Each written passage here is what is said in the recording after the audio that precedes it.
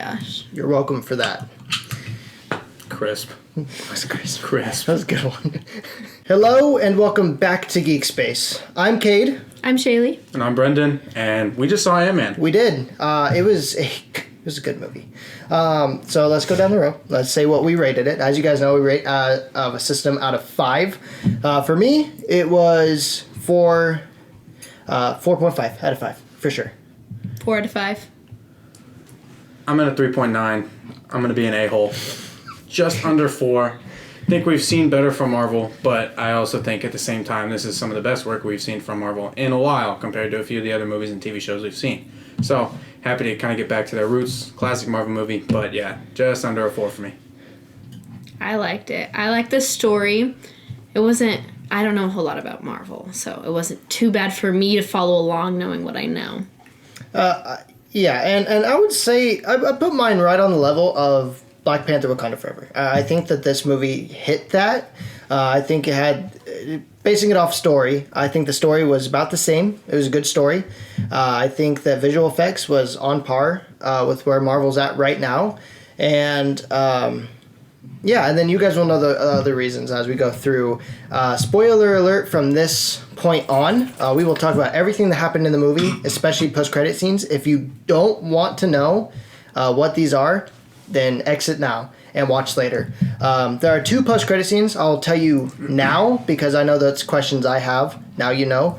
But we'll get into those later. So, first, we're going to start. We open up with Janet in the quantum realm.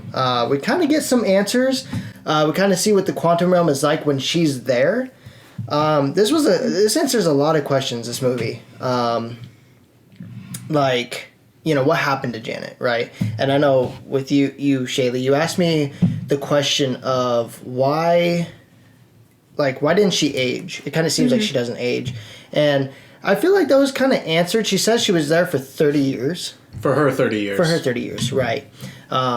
So, and as we know, the quantum realm works... Time works differently. Right. You know, like time warps and it shifts and stuff. So, so I feel like we kind of got that question answered a little bit. And we like this movie does answer a lot. It goes into Janet's background a lot in this movie. Yeah, but after we kind of see this, then we get into Antman, or Scott. Everybody knows who Scott is now. He saved the world from Thanos with the Avengers. He's an Avenger. Everybody knows him. And he wrote a book. Wrote a book, by the way. If you haven't read the book, it's a great read. Phenomenal. It's a great read. Phenomenal read.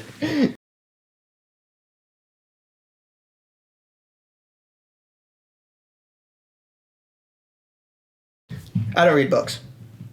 Yeah, me neither. Yeah. Definitely not. Definitely not Scott Lang's book either. That'd be stupid. He starts tapping his hands.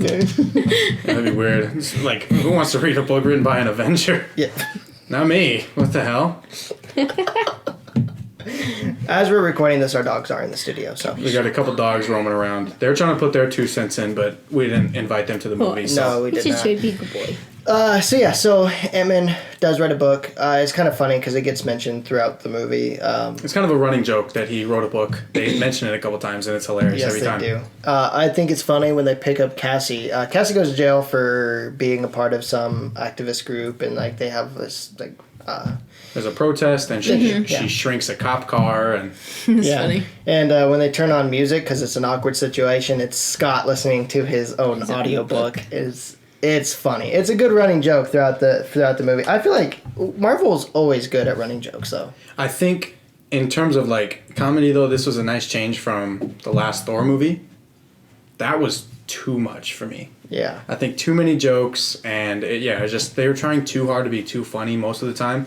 This Ant-Man had like the right amount of funny and comedy, and it just wasn't too much in your face. It was still a very serious movie with good comedy points here and there, and so I thought they paced the comedy well. Yeah, no, they really did. I just think it's funny that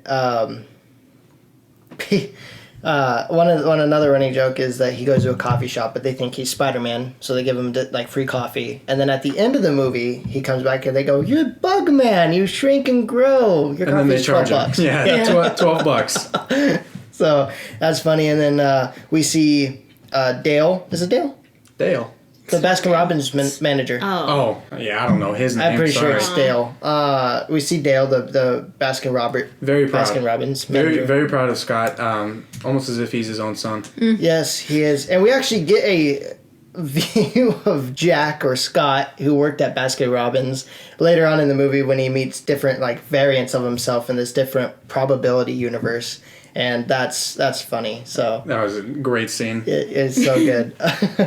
I do want to talk about the suits because they got new suits, New suits. and I like them. I liked Hope's. Hope's new suit was really nice. Super cool. Came with a bunch of gadgets. Obviously, she can still fly, which I've always thought was such a slap in the face to Scott, which I get it, because she's Wasp and he's Ant-Man. Right. But I always think it's funny that her suit is way cooler and has so much more cool stuff that What he does can't do. he have that she doesn't have? Well, he can get big. She can too, though. Can she? Not like No. him. No, not like as him. big. Okay, Not as big. I was wondering. But Out of context, that's a horrible clip. I knew you were gonna say that. He gets real big, she doesn't. But her suit is a lot cooler. yeah, what I like in the comic books, she can't fly when she's full grown. At least in older comics that I've read. In newer comics, I don't know if they changed that. And in this, she was full grown and can still fly. And I like that. I like that happens. Which we kind of see in the end battle here, but we'll get to that. So we get into the whole kind of more the what's it called? The meat of the video. Yeah. Meat and potatoes. Thank you. Yeah. Cassie makes a beacon to the quantum realm. She basically did this because she said, her, Hope, and Hank worked on this. Didn't tell everybody. No, didn't tell Janet, didn't tell anybody. Did you get it? Did you get it? Somebody has an itch and they're scratching it. That person happens to be wearing a collar. They're under the table. It's our sound guy, Copper. He's checking to make sure the mic works.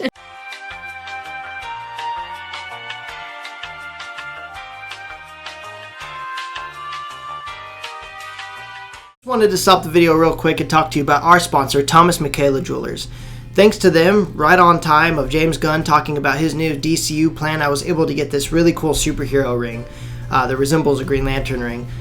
Sadly, you can't get that ring, but if you click the link in the description below, you automatically get 10% off your order, or if you just find their website, you can use our promo code GEEK, that's GEEK, and get that 10% off. But you can choose from an assortment of custom diamond, gemstone, rings, necklaces, and different jewelry like that.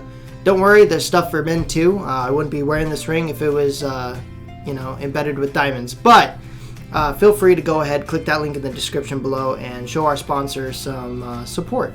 Now let's get back into the video. So we get into the meat and potatoes of this movie. Cassie builds a quantum beacon to find people that are stranded out in the quantum realm. Hank, and Hope started working on this without Janet or Scott knowing, because Cassie wanted to make it because she felt like if she made it 5 years ago, she would have been able to find her dad in the quantum realm. I want to say something. Because when they actually do get to the quantum realm, she goes, "There are people?" And I'm like, dude, why did you build this thing if you didn't think there was going to be people down there? Yeah, that bugged me. That was not the greatest point, especially because her grandma was stuck down there for 30 years. So it's like, why are you surprised that there's people here? You know somebody who was down here. You for literally a long time built it to find people. See, I guess that plot point. I guess to be the devil's advocate here, Janet never talked about the quantum realm or anybody in it because she wanted to protect everybody, which we'll get into. Scott got trapped down there, and Janet got trapped down there. So that, lightning doesn't strike in two places. Well, this time it did. So I think Cassie was like, if anybody else gets lost, like her dad, Hope, Janet, or Hank, then she could find them again. But I guess I see what you're saying. Yeah, okay. It's like her family's the only... She wanted to, in case anything happened again. Yeah, like her family is really the only family that can get trapped down there. So it's more of like a life draft for her family, you know. Gotcha. Which I get it. She's Yeah. trying to be safe, but yeah, I'm still with you though. She It was surprised a people were silly down comment. there. Surprised people were down there when she. Knew I can see where you guys are people coming had from been though, but I thought I'd play devil's advocate here for this little segment. But Sorry. but that quantum beacon was sent. Janet was super terrified of it, and Hope and Hank, for obvious reasons, are like, well, tell us why you're worried about us sending a beacon down there. And then they got their answer. They were sucked into the quantum realm. Yeah, she never really got a chance to give an answer. Yeah. And then even when they first got down there, it was She a while didn't say anything. for her to give an answer, which I just didn't like that part of it, where she was so hesitant to give an answer, and they're like, well, who are we scared of? Why are we running? And they had questions like that, and then she just never answered them until the last possible moment, pretty much, right before they met up with Kang. Yeah. So to get into more of the backstory, Janet, being stuck down there, met somebody else that got trapped down there, and that is Kang, the Conqueror. And she kind of helps him rebuild his time chair, which we get to see from, like, it's famous from the comics. It looks great. It's so good. Designed really nicely. I liked it a lot. Nice. She kind of helps him rebuild it because he wants to get out of there. She wants to get out of there. You know, she's doing it for the right reasons, or what she feels is the right reasons. What she knows at the time is the right reasons. Right. But as people reading comics know, Kang's chair is linked to him telepathically. Thank you. And when Janet touches this chair, she's able to see inside of his mind and sees how many worlds and timelines he's destroyed. She gets a chance to see what he actually is, because it's like during this phase that she's trying to help him like rebuild his chair so he can get out of there. She thinks that he's a good guy, which why wouldn't you? You just met him and he's just trying to find his home. But then when she touches it, she sees into his memories, sees all the people he's killed, all the worlds he's conquered, hence the name, and then from there she doesn't want to help him anymore. Right. And that's her. We see this with her telling Hope and Hank this, you know. So now they know, oh, that's why you don't want us down here, is because you're trying to protect us from this guy. And we also learned that even though she helped King, she also was a freedom fighter against him because she saw what he can do, and he basically made the quantum realm into his empire.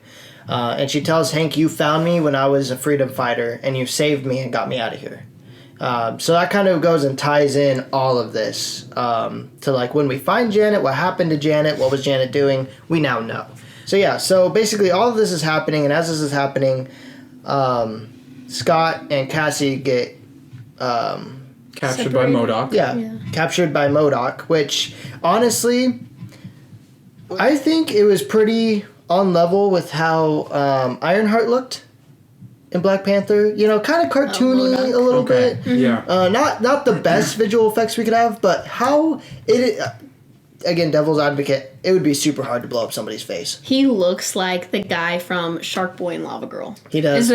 Which is all the comparisons. Look, at the end of the day, that is never going to look realistic. Let's double the size of this guy's head so it can fit into this little helmet. I thought it looked great. Like, truthfully, I really did think it looked great, because it's a dumb thing. Like, it's a guy, his head got blown up to this size, and so you got to make it look best you can. I thought and they his really little did. legs. Nope. Normal sized legs. They just look small because of his huge head. It's... Honestly, I think MODOK was done very well. I really do. I think it was pretty damn near perfect, truthfully. It was really good. That also is there's a lot of running jokes with this movie, and they executed them perfectly. Like the fact that they keep calling him Darren. So if you guys don't know, and you guys are staying away from spoilers, Darren Cross from the first Antman movie, who is Yellow Jacket, gets shrunk down and taken to the quantum realm. He survives that and becomes MODOK, which MODOK is an... what am I trying to say? I forget the acronym they use. I think acronym for... Oh, I know what you're talking about, because it happened in the jail scene. Machine of Destruction. Of killing or something like that. Yeah. 4. There was an F in there somewhere. Yeah, it's the last two are for killing, but they take off the F because then Scott makes a joke about it being Modofk. But Modoc sounds a lot better. Yeah. So Modoc, I'm a fake fan for not remembering what exactly it means. But yeah, I Modoc can't remember what it means. All I know, so quick origin on Modoc. He is actually the leader of AIM, which is a Iron Man villain. It's run by Justin Hammer. Modoc then takes over after something happens to Justin Hammer. I hate Justin Hammer, by the way. I don't really care what happens to him. Yeah. Right. So... So Modoc takes over AIM, is an Iron Man villain. Here we know he's Darren Cross and he's an Ant-Man villain. So they keep calling him Darren because that's how they know him, but he will only answer to Modoc. So Ant-Man's down in like this, what is it? Multiple possibilities realm, yeah. And he's like, Darren. There's no answer. Then he goes Modoc, and then finally Modoc answers, and it's hilarious. It's great. No, like Kate said, there's a lot of running jokes in this, and again, I'm sorry, I hate to keep dogging on it, but it was one thing that I had a problem with Thor. So it was nice to see Marvel go back to this, mostly serious, with a few jokes here and there, and a few well-timed jokes, and they just all made sense, and they all kind of flowed with the storyline. So I was happy to see that brought back in a Marvel movie. So let's kind of skip a bit and get into like more of the meatier parts of this movie. Kang finally like kind of rises to power, and perfect character execution by Marvel. The adaptation is unreal. It is unbelievably good. It's what we need. Yeah, it's what we need. They literally. I saw this in an interview with IGN, and Kevin Feige says that Kang is the equivalent to Thanos as an MCU villain. I think truthfully he's worse. I think he's going to be worse. I think he is too. Because I think he's probably a little bit more twisted than Thanos was. Psycho. Thanos, like we said, and like they said in the movies, Thanos was trying to do a good thing. He just had a bad way of going about it. I think Kang just doesn't have a good thing to do. Yeah. He does not have a good thing to do. He just is a purely bad guy. So I think it's more of a twisted character. So I think he's going to be a lot worse than Thanos, truthfully. I honestly think too he's more powerful than Thanos. I absolutely agree. He tells Scott multiple times when they're imprisoned, and also just throughout their fighting, that he has killed multiple timelines, multiple versions of Ant-Man, and multiple versions of the Avengers. Mm-hmm. So for him to fight like as many Avengers as he's saying, like it's a broad number really, but he said multiple Avengers, that is insane. Thanos couldn't have done that because he wiped out half the Avengers, not all of them, and then they still found him and cut his head off. Yeah, they of course had that scene where they're talking in the jail, and or when Scott's in jail and he said, "Have I killed you before?" Which just and that to me he doesn't even know. Yeah, it just gets you to like set into like this guy is a bad dude. Yeah, he's a bad dude. But he is extremely overpowered. Like it's insane the power that Kang has, and that's what we see in the comic books. My favorite adaptation of Kang so far in the cartoons is Earth's Mightiest Heroes. Yes. Literally he wipes the floor with the Avengers in this TV show. It's not even they are in different galaxies. There's scenes where like the first time they kind of meet him, Hulk doesn't know who he is, and then in that show Hulk's kind of still dumb because that's not Professor Hulk. Yeah. He just takes a lunge at him and nope, see ya. No, Kang wipes the floor with the Hulk. Yeah. Out of everybody, And did not waste a breath. No hesitation. See ya. We'll get into this in a little bit, but Ant-Man actually holds his own with Kang, and I'm impressed by it. I think I'll speak on it later, but yeah, I have some worries about that. Yeah, but no, Kang was perfectly executed in this movie. It really was. So we see Kang's empire. He's taking back over the quantum realm. A rebellion started with Cassie and one of the leaders of the freedom fighters of the quantum realm. But Kang starts to come back. He has nothing left to lose. They just destroyed his time chair, his time ship. He's not leaving. So he jumps down and just starts wiping people off of the face of the quantum realm. Yeah. And it is bad. It's bad. But Hank, the original Ant-Man, comes in clutch. Saves the day. Yeah. Yep.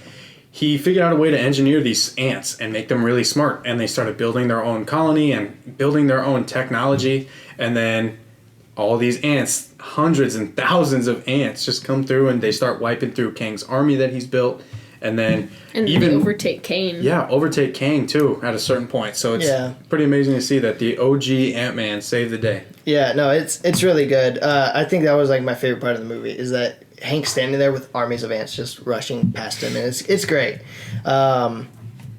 Sadly, though, after a pep talk from Cassie, talking about how it's not too late to stop being a MODOK or Darren comes back and helps fight Kang. No, MODOK is no shot to Kang. He really isn't. Like he.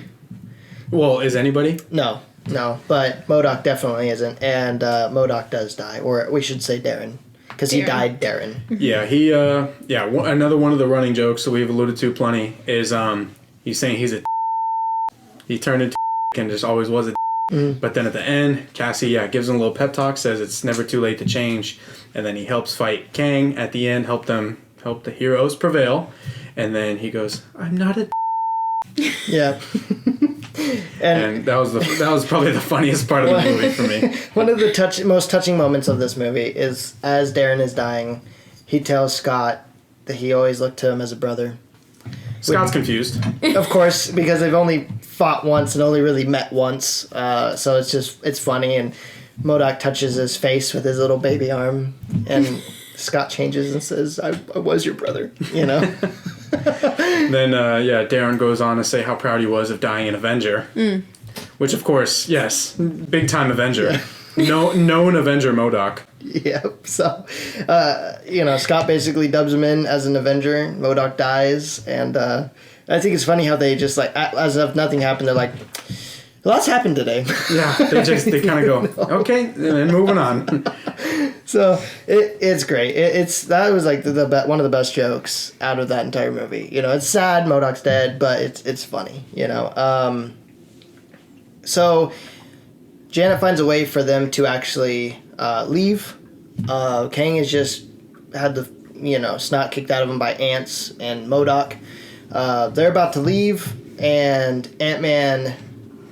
Or Kang stops Ant-Man from going back to Earth. And it wasn't even that he stopped him, because remember, they were all going through one by one, right. And then Ant-Man sees Kang come out of the corner of his eye, pushes Cassie in, and then lets himself get taken by Kang. Right. And they get into a serious fist fight. And we can see how much Jonathan Majors is putting into his character for Creed 3. And his physique. Dude knows how to throw a punch, we'll say that. Ask Scott Lang. No, like, what I thought was brutal was when he started curb stomping his helmet. Yeah. Like, when he takes off the helmet and just the whole, like, right side of it is just taken out. I'm like, okay. Yeah, you're like, all right. I mean, Scott keeps getting up, holds his own, you know. Well, he's getting beat. He is, but... But he stands up. And then Hope comes back and saves him.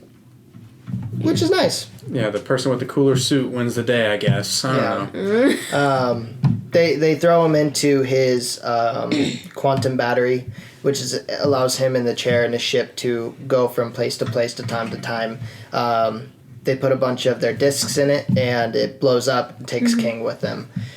But thanks to Cassie's invention, she's able to find them and bring them back. Kind of like how I'm saying, her family's the only people to get stuck in the quantum realm. No. No Ant-Man died in this. We kind of had our thoughts about it. Scott lives, surprisingly. Cassie lives. Yep. Oh yeah. If you guys saw our video of our like predictions and expectations for Ant-Man, I made fun of Cassie plenty. A, for some bad acting that I saw in the trailer, which held up. She had a couple moments that were not that great. And then B, I said in the video that it'd be funny if she died. And still would have been. I still stand by that. She just didn't die, so I didn't get to laugh at it. It's a character on the movie screen, you're okay. I'm really glad that Michael Douglas didn't die. That's the best part of that. I'm going to replace that with you, by the way. I hope you... It's the best. Yeah, Michael Douglas did not die. Cassie did not die. Nobody died. The characters that I thought would have been funniest for them to die still live. Well, if Hank did die, you would have stand up and yelled, Michael Douglas! Probably would have laughed. Would have been a good 2-for-1 of him and Cassie. Oh, man. I'm laughing hysterically in my seat. You just hear giggling in the back right corner. You turn, it's me. You know what's funny, though? Cassie didn't even die in Infinity War. She wasn't snapped out of existence. Yeah. She's a survivor. Yeah, sure. Call her survivor all you want. She had nothing to do with that snap. So Kang, which we learn, we're going to get into the post-credit scenes now. Kang, being the exiled one, that we learn after the Council of Kings gathers together, we learn from Immortus, Ramatut, and Scarlet Centurion. Centurion, thank you. I got you. Those are basically the head kings of the Council of Kings. The Council of Kings is a collection of all of the variants of this king that we see in this movie coming together. One thing that I'm confused on, I don't know if it's necessarily a good or bad thing that he's exiled, but like, does this make these guys worse? Oh yeah. Because they had the power to exile him, or was he technically the worst one because they said, "Oh, he's too crazy for us"? So what's funny is at the end of the movie, know what I mean? Yeah. At the end of the movie, Scott kind of thinks to himself and overthinks the situation. Like, did we kill him? He said that the worst is to come. We need to let him out so we can stop the worst. Did I just let the worst come? Mm-hmm. Yeah. And to answer your question and Scott's question, yeah, the worst is to come. Yeah. Because yet to be seen, but it will. The Council of Kings is this one person who literally like wiped the floor with the quantum realm. They're all as powerful as that, but Immortus, Ramatut, and Scarlet Centurion. Bang, there you go. Cheerio. They are the worst of the worst. That's why they are the head of the councils, and I mean these guys are not to be messed with. None of them are, but these three. No, yeah. I think these three are going to be like the three main bads in the King Dynasty to come in a couple years. Especially Immortus.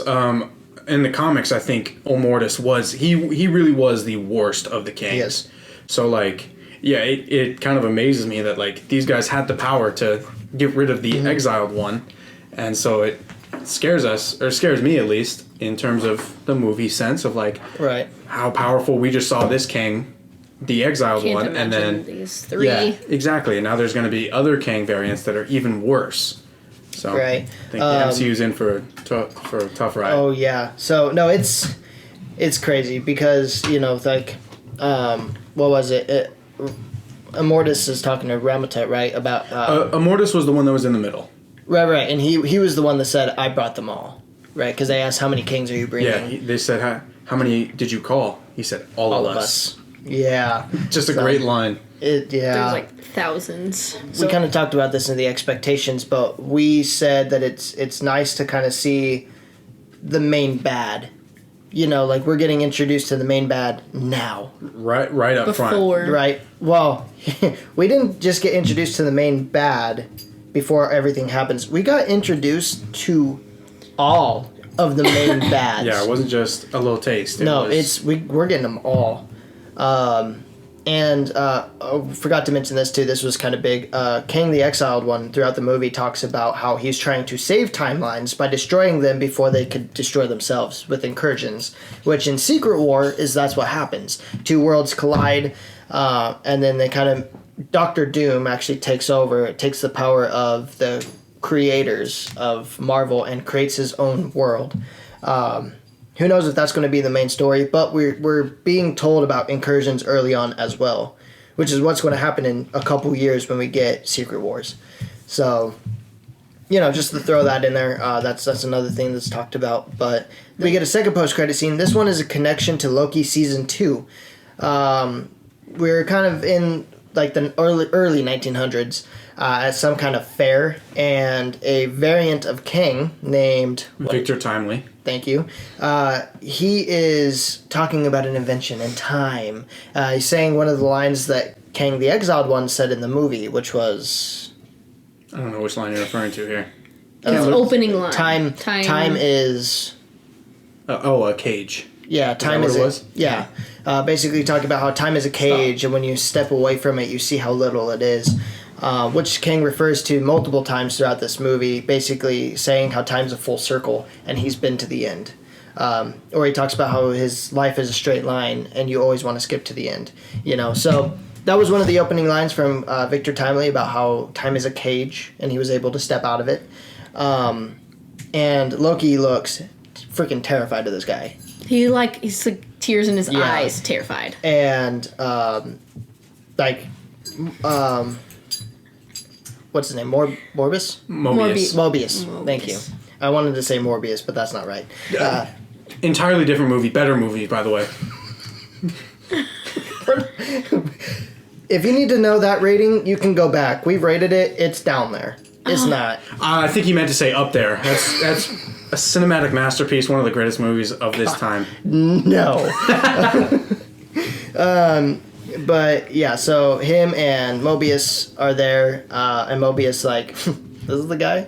This can't be the guy. Because Victor Timely, he's just this nerdy scientist guy. So Mobius doesn't understand. Really, him? Loki says, "Oh yeah, him." Which Victor Timely is actually a variant of King who lost to the Avengers and for refuge went back to the early 1900s because he knows none of the Avengers are there. So he's trying to basically gain more power back in the 1900s. Now, obviously, Mobius doesn't know this, but Loki does. And Loki has probably seen variants of King and has seen the power that they have through Loki Season 2. This just makes me more excited for it. I feel like the story's going to come way full circle. And I think Season 2 of Loki is going to be a lot better than Season 1 for sure. Yeah, I think, although Season 1 was great, I love Season 1, but yeah, and like I said in the expectations video, we're starting to get these tie-ins here and there. We weren't having a lot of tie-ins, or as many as I would like with all these Phase 4 projects. Right. But now Phase 5, here's our first movie of Phase 5, and we get our first tie-in and the post-credit scene to the next project that's going to be coming out soon. I think we talked about this in our last video. Kevin Feige basically said Phase 4 is just introducing those new characters. Phase 5 is where we're actually going to start getting into it again. Which I'm excited for. I'm glad we had that kind of build up, and now we're actually going to start getting into those really good films. So I mean, we'll just have to see what happens. But I definitely think with what you're saying that we're going to start getting connections in these different series and movies and stuff like that. So we'll see. But I think we'll get connections for sure. Yeah, and I will say I like the storyline so far. Because Kang, if you guys are comic fans, or even in some of the TV shows we've seen Kang, he goes back in time to fight the Avengers because Captain America being placed in 2012, I guess, and then on from there, he goes back in time because he wants to try to kill Captain America because that messes up his timeline hundreds, thousands of years in the future. Mm-hmm. So that's obviously the comic book storyline. This storyline is, hey, we met this guy that wants to escape the quantum realm, but then we just unleashed more. And they had a line in the movie that said, the humans, I guess? Yeah. But I guess they basically said the rest of the humans, they found out about the quantum realm and the timeline. We have to stop them before they destroy it all. Mm-hmm. So now they think the Avengers that we know and love are just going to be going there to destroy the timelines, stuff like that. They're going to stop that, and I think it's going to eventually end up being they destroy the timelines. Right. All we know from the comic books is when it comes to Secret War, the entire multiverse will be destroyed. Flipped upside down. Yeah, and it will all become one. It gets chaotic, it gets crazy, but that's what we can expect with Secret War. So, how it happens, when it happens, we just got to keep watching to find out. All we know is that's how it will end, is the entire timelines will be erased, and one timeline will be created. Whether that's King that does it, or Doctor Doom, we'll have to see. Fantastic Four still needs to come out. Maybe we then get our introduction to Doctor Doom, and he is everything we want. I'm actually hearing that... King is so far, so... Right. I'm actually hearing that the story for the Fantastic Four will actually be them going back in time to the 1960s. For why? Maybe it's Kang, maybe it's not. Well, we just got to see what happens. Yeah, Kevin Feige said that we would get some news regarding the Fantastic Four soon. Yeah. Clearly not soon enough, because I saw that like 2 weeks ago. But right. It might be like James Gunn soon, where it's like, we're going to wait to the last minute and give it to you. Last possible minute. Just before people start getting really angry, and then boom. Right. Okay, well, that's what we got for you guys. We talked about James Gunn. If you guys haven't seen it yet, we actually put out a fan short that kind of celebrates the news. It's called Clark: A Superman Story. It's our adaptation of Clark's origin, being Superman. It's to me, it's kind of heartfelt. It was one of those projects I was like, I don't want a fight scene. I don't want anything. I just want good dialogue that really hits home for who Clark Kent is and who Superman will be. Our whole team worked on it. I know I didn't add everybody in there, but everybody had a little piece of it, and it's a great project. I'm super proud of our team for doing that. So if you haven't checked that out, go check it out. Make sure you leave a like and subscribe. I got more ideas coming. We got more stuff coming for the channel for you guys. Very exciting and fun things. We have so many movies coming out this year alone to talk about. But we're definitely going to still put out those projects for you guys because it's fun. It's fun for all of us. Yeah, absolutely. I can't remember what actor said it, but I think it's Robert Pattinson. He said, "I love being Batman because I get to be a superhero every day for work," So, and that's what it is for us. It's just fun to play these characters out because it's not done. We can't really put on a bat suit and go fight crime, but behind the camera we can, and it's totally fine. So just make sure you guys give us some love. We'll reciprocate that back to you with some fan shorts and hopefully fan films in the future. But yeah, show us some love. Show us some love. Yeah. But yeah, well, that's going to be all we have for you guys. So thanks for watching, and thanks for geeking out with us.